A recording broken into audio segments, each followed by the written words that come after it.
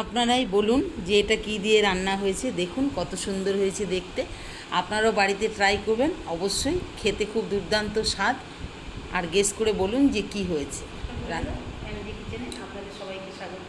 আজকে আমি আপনাদের সঙ্গে শেয়ার করবো হিন্দি একটা রেসিপি। তো চলুন দেখি করে করছি। গ্যাসটা জ্বালিয়ে একটা সসপ্যান বসিয়ে দিলাম এখানে আমি। এর মধ্যে এই যে 1 কোরের মতো জল দিয়েছি। দেখুন জলটা গরম হতে দিলাম। এখানে 4টা ডিম নিয়েছি। 4টা ডিমকে আমি ফাটিয়ে নেব। দেখুন ফাটিয়ে নিলাম। এবার এর মধ্যে ডিম অনুযায়ী নুন দিয়ে দিলাম, আর হাফ চামচের থেকেও কম একটু ঝাল লঙ্কার গুঁড়ো দিয়ে ভালো করে এটা ফাটিয়ে নেব। দেখুন ফাটিয়ে আমি ইডলির শাঁস নিয়ে তেল দিয়েছি, এর মধ্যে সর্ষের তেল দিয়েছি। সাদা তেল দিলে ভালো লাগবে না, সর্ষের তেলটা ভালো করে মাখিয়ে নিলাম। এবার আমি এর মধ্যে দিয়ে দেব একটা একটা করে ছাঁচের মধ্যে ভরে ভরে এই ডিমের ঘোলটা দিয়ে দেব। আপনারা বাটিতেও এটা করতে পারবেন, ছাঁচ না হলেও চলবে, তো বাটিতে ওইভাবে করতে হবে।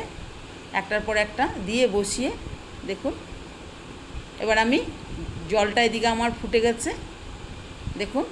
এবার আমি এটা জলের মধ্যে হালকা করে জলের মধ্যে বসিয়ে দেবো। এবার ওই ঢাকাটা আমার দেওয়া চলবে না, এবার গামলা দিয়ে দিলাম, যেহেতু এটা এঁটে যাবে পুরো, এটা একটু ফুলবে ডিমটা হওয়ার পর। এদিকে আমি 3টে আলু 2টো পেঁয়াজ দিয়ে এটা ঝোল করব। দেখুন ডিমটা আমার হয়ে গেছে, ডিমটাকে নামিয়ে নেব।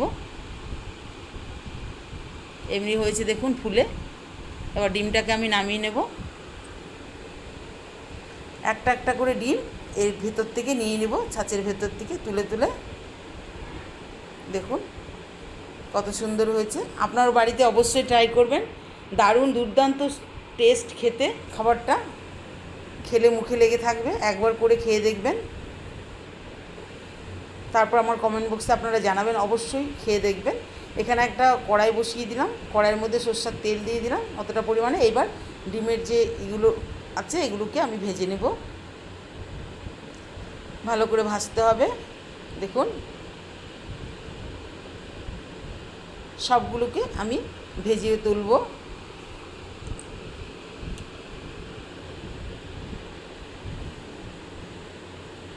এবার উল্টে পাল্টে ভালো করে ভাজবো। এই রেসিপিটা খেতে খুবই ভালো। হয়ে গেছে, আমি এইভাবে তুলে নিচ্ছি। এইভাবে সবগুলোকে আমি ভেজে নেব। সবগুলো ভেজে নিয়েছি। এবারে আমি কড়াইয়ের মধ্যে আবার তেল দিয়ে দিলাম। একটা শুকনো লঙ্কা ছোটো চামচের হাফ চামচ সাদা গোটা জিরে দিয়েছি। 2টো পেঁয়াজের মধ্যে একটা পেঁয়াজ আমি এখানে কুচিয়ে দিয়েছি। পেঁয়াজটা ভাজা হতে হতে আমি একটা মশলার পেস্ট করে নেব। এই যে একটা পেঁয়াজ দিয়েছি বড় বড় করে, এই পরিমাণে আদা দিয়েছি, 8 কোয়া 9 কোয়া রসুন দিয়েছি, 5টা কাঁচা পাকা লঙ্কায় আমি এটা বেটে নেব গ্রাইন্ডারে।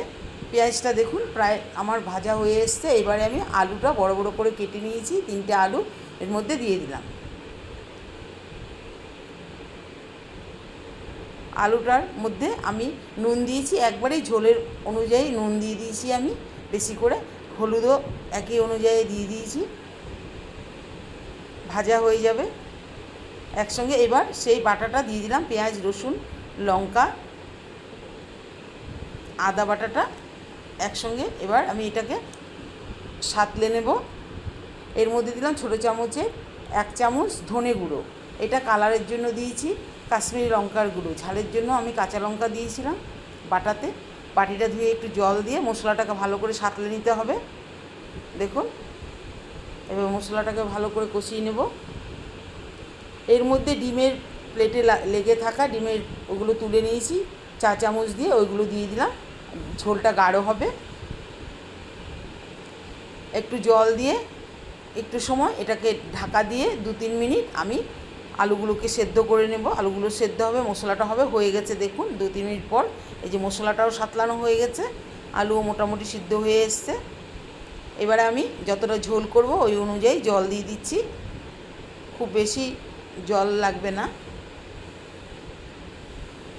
দেখুন এবার ঝোলটা ফুটে উঠেছে। এবার ভাজা ডিমগুলো এর মধ্যে আমি দিয়ে দেবো।